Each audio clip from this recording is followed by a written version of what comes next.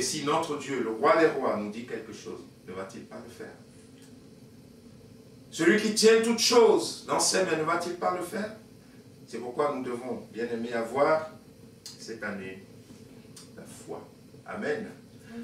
Et il va se passer un prodige.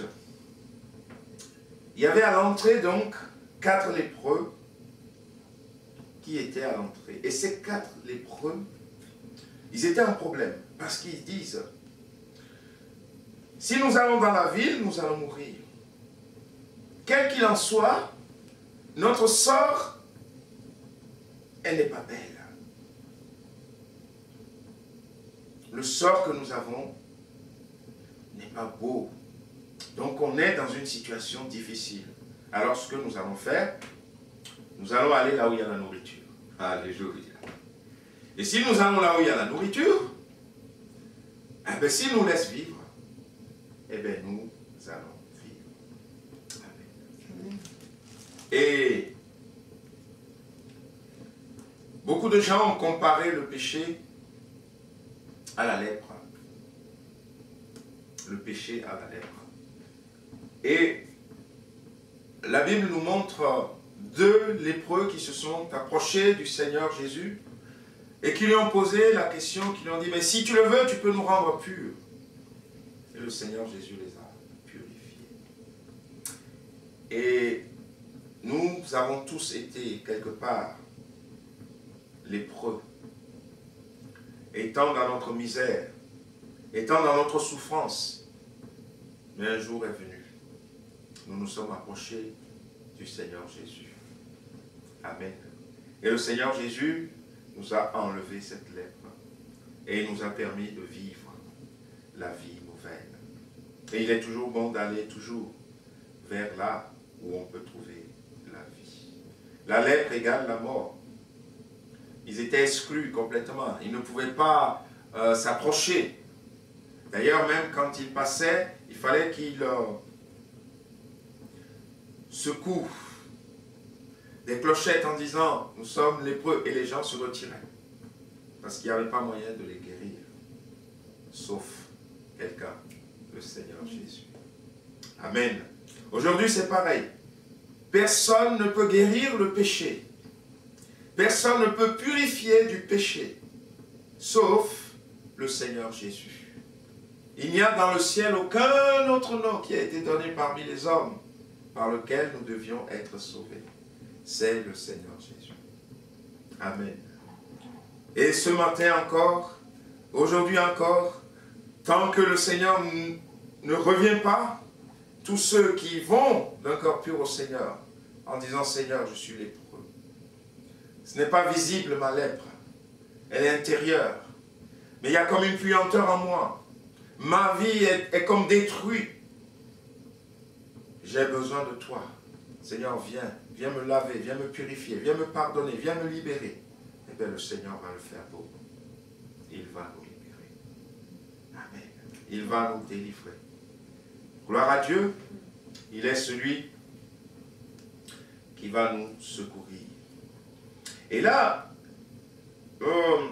il y a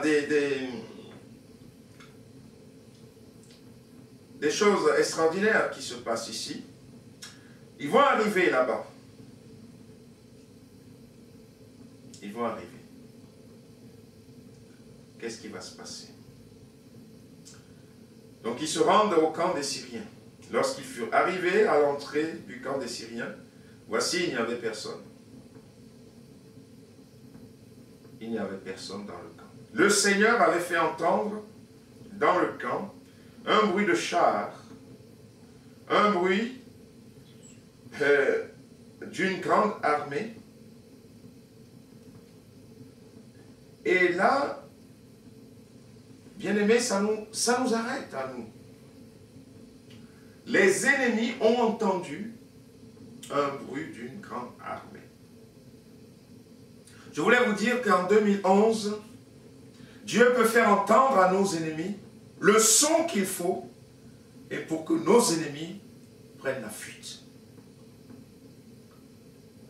Le Seigneur peut faire entendre à des cœurs, à des vies, à propos de chacune de nos vies, des choses qui vont faire que les ennemis, on ne va plus les voir.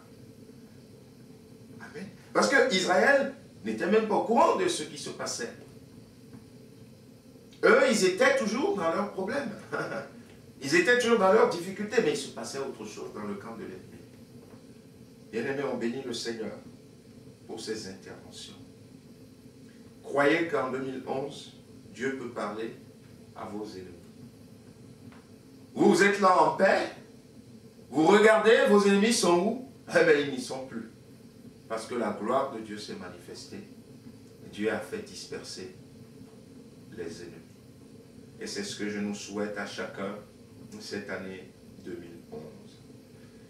Et donc, ils s'étaient dit l'un à l'autre, eh bien, les gens d'Israël eux-mêmes, ils n'ont rien, mais ils sont partis chercher les rois des Hétiens, les Égyptiens, pour venir nous attaquer. Et ils se levèrent et prirent la fuite au crépuscule. Et ils se levèrent, ils s'enfurent pour sauver leur vie. Amen. Ils s'enfurent pour sauver leur vie. Ça doit être notre position cette année 2011. C'est l'ennemi qui doit s'enfuir pour sauver sa vie. Ce n'est pas à nous à trembler devant l'ennemi. Amen. Quel que soit l'ennemi qui veut nous attaquer cette année, positionnons-nous dans le Seigneur Jésus-Christ. Dans Jacques 4, verset 7, vous avez ce verset qui dit « Soumettez-vous donc à Dieu, résistez au diable, et il fuira loin de vous. » Amen. Que cette année soit pour nous, soit pour chacun de nous, l'année où nous allons voir nos ennemis prendre la fuite comme jamais. Amen. Si nous avons notre foi placée dans le Seigneur Jésus, ben il est celui qui est capable de nous garder. Amen. Et les lépreux, donc, arrivés à l'entrée du camp, pénétrèrent dans une tente, mangèrent et burent. Waouh, ils emportèrent l'argent, l'or et des vêtements. Ils allèrent le cacher. Ils revinrent, ils pénétrèrent dans un autre camp. Et ils emportèrent des objets qu'ils allèrent cacher. Ils dirent l'un à l'autre, « Nous n'agissons pas bien cette journée. » Cette journée est une journée de bonne nouvelle. Est-ce que le lépreux se mettait maintenant à se disputer l'un contre l'autre pour ce que l'autre a pris? Gloire à Dieu. Est-ce que il y en avait assez pour tout le monde? Ils sont arrivés dans un camp où il y en avait assez pour tout le monde. Et aujourd'hui, c'est la même chose. Est-ce qu'on va se disputer les âmes? Il y a autant d'âmes à sauver. L'un va à gauche, l'autre va à droite, l'autre va au nord, l'autre va au sud. Il y en a un peu partout dans la ville. Est-ce que par exemple on prend cette ville de Saint-Étienne qui compte, je ne sais pas, plus de 200 000, 300 000 avec l'agglomération? 400 000. 400 000. Voilà. Ils sont pas tout parce qu'ils ont calculé comme ça. 400 000. Alors, 400 000. 400 000. Est-ce qu'on va se battre pour une âme que quelqu'un a déjà? Mais non. Le champ est grand. Le Seigneur Jésus va dire, levez les yeux et regardez la moisson. Au contraire, il va dire, priez le maître d'envoyer des ouvriers dans sa moisson. Il y a plein d'âmes. On ne va pas se battre entre nous. Les lépreux ne se sont pas mis, ah mais non, cette veste, elle est très très belle, elle est magnifique. Mais non. Pendant qu'ils seront en train de se battre, et il y a d'autres choses qui sont là-bas. Donc que Dieu nous donne la sagesse cette année de savoir que la plus belle des richesses, c'est quand une âme se convertit au Seigneur, mais qu'il y a des âmes malades de partout, et que nous allions, et que nous puissions porter secours à tous ceux et celles qui ont besoin de la vie de Dieu, de la gloire de Dieu. Amen. Et c'est ce qui s'est passé. Ces lépreux, chacun a trouvé un trésor, et ils ont pris les trésors, et ils ont été cachés l'un à l'autre, et ils sont revenus, et ils ont dit, mais cette journée est une journée de bonnes nouvelles. Qu'est-ce qu'on doit faire? Si nous attendions jusqu'à la lumière du matin, le châtiment nous atteindra. Venez maintenant et allons informer la maison du roi. Amen. On ne peut pas garder la bonne nouvelle que pour nous, c'est ce qu'il disait. C'est une journée de bonnes nouvelles et ma prière pour chacun de nous, c'est que cette année 2011, tous les jours que Dieu puisse créer pour nous, ça soit des journées où nous aurons à donner une bonne nouvelle. Des journées à annoncer une bonne nouvelle. Excusez-moi. Allô?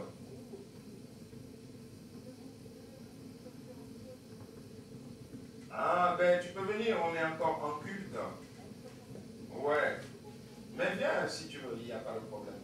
Ah, on a presque fini et voilà, non, tu assistes à la fin et...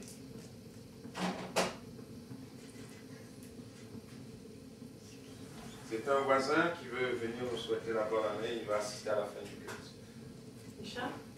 C'est Charles.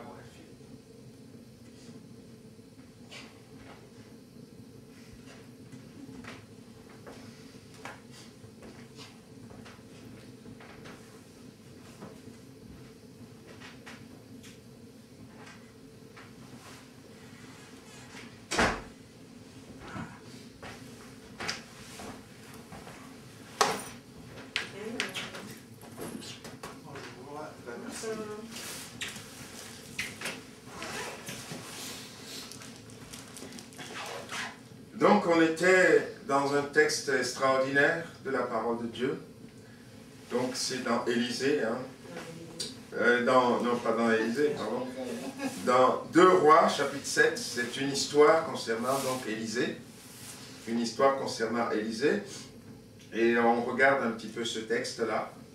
Et je disais tout à l'heure hein, que je vais au moins te le lire, comme ça tu sauras. Et puis ils dirent l'un à l'autre, nous n'agissons pas bien cette journée, est une journée de bonnes nouvelles.